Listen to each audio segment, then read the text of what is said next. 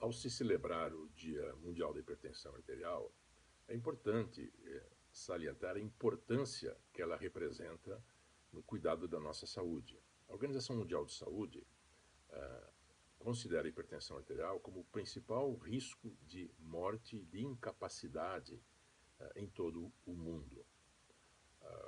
Há informações estatísticas que mostram que de cada 10 pessoas acima de 25 anos, 4 têm hipertensão arterial, ou seja, em 100 pessoas, 40, traduzindo isto em 40% da população acima de 25 anos como tendo hipertensão arterial. E em alguns países, uma em cada 5 pessoas teria o que nós chamamos hoje de pré-hipertensão. De certa forma que nós devemos nos preocupar muito com a hipertensão arterial, porque ela passou a ser uma epidemia na área de saúde pública. Ela é responsável por 50% das mortes por doenças cardíacas, por acidente vascular cerebral e por insuficiência cardíaca. Ela também é um principal fator de risco de morte fetal e materna durante a gravidez, de demência e também de insuficiência renal. No Brasil, estima-se que 35% da nossa população adulta acima de 40 anos tem hipertensão arterial. De sorte que, segundo dados do IBGE de 2004, nós teríamos em torno de 17 milhões de hipertensos no Brasil. Estes dados que acabamos de mencionar dão ideia da magnitude do problema da hipertensão arterial como fator de risco na saúde da comunidade em geral. Mas é importante que a comunidade e o leigo, os pacientes, saibam quais são as cifras, quais são os números que indicam a hipertensão arterial ou a pressão alta. Então, esses números têm mudado ao longo dos anos, mas atualmente, em 2016, considera-se uma pressão arterial normal aquela que for inferior a 120/80, ou como o leigo costuma entender melhor, inferior a 12/8. De sorte que se ele tiver 12/8, ele pode já ser considerado um pré-hipertenso. Então, nesta faixa que varia de 12 até 13,9 por 8 até 8,9, isto nós já hoje em dia consideramos pré-hipertenso, ou seja, que ele tem uma tendência a desenvolver hipertensão no futuro. E aqueles que apresentam uma pressão de 140/90 ou mais, ou 14/9 ou mais, são já considerados hipertensos. Quando nós falamos dos tipos de hipertensão arterial, nós dizemos que existem basicamente dois tipos. Uma hipertensão arterial dita primária ou essencial, que tem várias possíveis causas e cujos mecanismos nós não entendemos muito, que é a grande causa de hipertensão arterial na comunidade.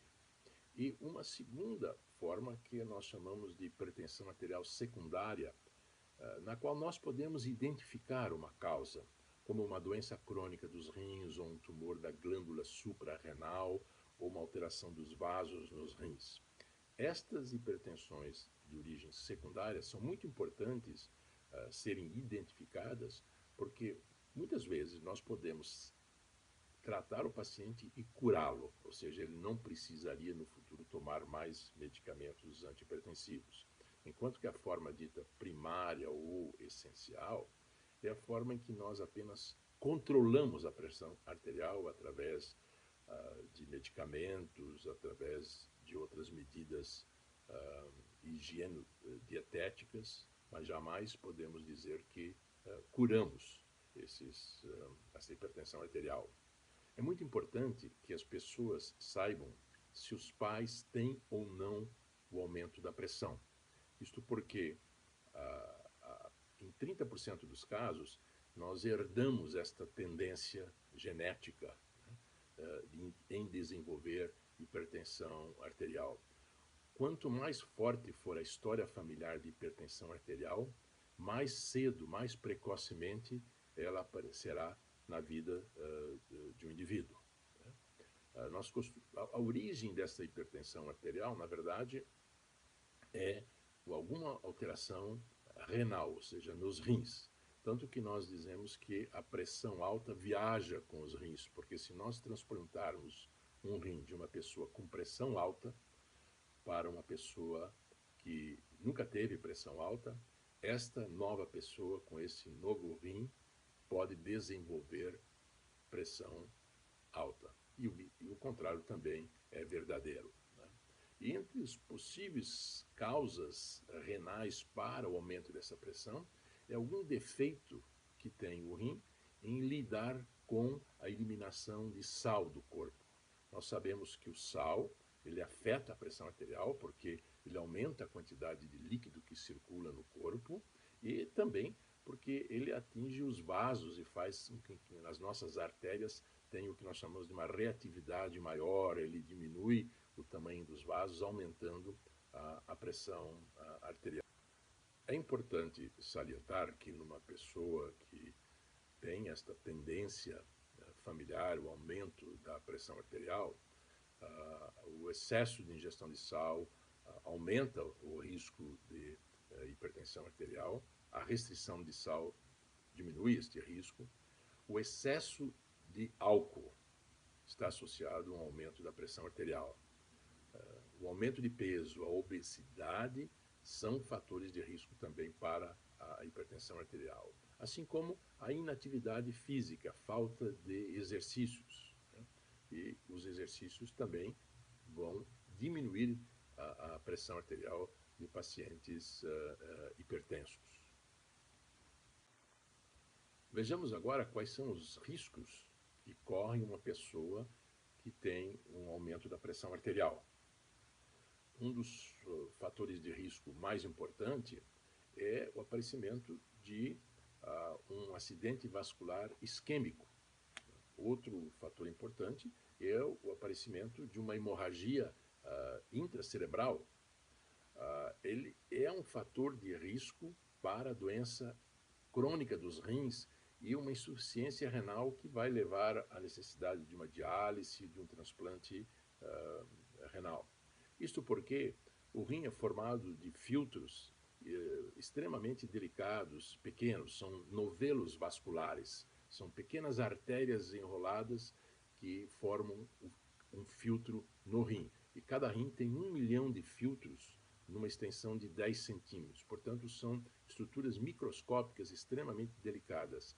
Se este aumento da pressão arterial se transmite para esses pequenos novelos vasculares, fica fácil de entender que eles vão sofrer com este aumento da pressão e vão produzir uma fibrose, uma esclerose e, no final, uma insuficiência dos rins que vai levar a essa necessidade de diálise. Portanto, hoje em dia nós sabemos que das pessoas que fazem diálise em todo o mundo, 30 a 40% são devido a diabetes, por exemplo, e os outros 30 ou 40% são devidos a hipertensão arterial. Portanto, as duas principais causas das enfermidades que destroem os rins, que levam à necessidade de uma diálise e transplante, é o diabetes e a hipertensão arterial.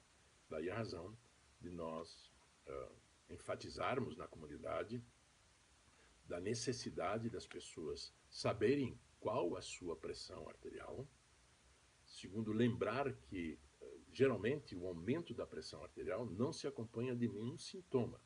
É preciso que a gente determine através de aparelhos de medida da pressão arterial para que se tenha ideia dos níveis, das cifras, para sabermos se uma pessoa é hipertensa ou não. E mais importante ainda, como ela afeta uma grande proporção da nossa comunidade, é preciso, então, que as pessoas que tomam um medicamento tenho certeza de que esse medicamento está reduzindo a pressão arterial. E para isso é muito importante que essas pessoas hipertensas tenham seus próprios aparelhos em casa e que meçam a sua pressão arterial em situações. Com relação ao tratamento, embora nós tenhamos hoje medicamentos extremamente eficazes para reduzir a pressão arterial, alguns inclusive chamados de renoprotetores, ou seja, que protegem os rins, é importante salientar que não basta tomar estes medicamentos. É preciso que haja modificações de estilo de vida, os quais nós salientamos como os mais importantes. Primeiro, redução de peso. 2, uma alimentação que seja rica em frutas e vegetais e seja pobre em gorduras de produtos derivados do leite, reduzindo o colesterol, ou melhor, as gorduras saturadas e totais. Uma redução da ingestão de sal. Nós, habitualmente, no Brasil, ingerimos em torno de 12 gramas de sal por dia, quando deveríamos ingerir entre 5 e 6 gramas de sal por dia. Terceiro, aumentar a atividade física, né? Já que a atividade física contribui também para a redução do peso e para o relaxamento dos vasos, redução da pressão arterial. E, finalmente, reduzir o consumo de água, reduzir o consumo de álcool. Então, finalmente, reduzir o consumo de álcool, já que o excesso de álcool leva a um aumento da pressão arterial.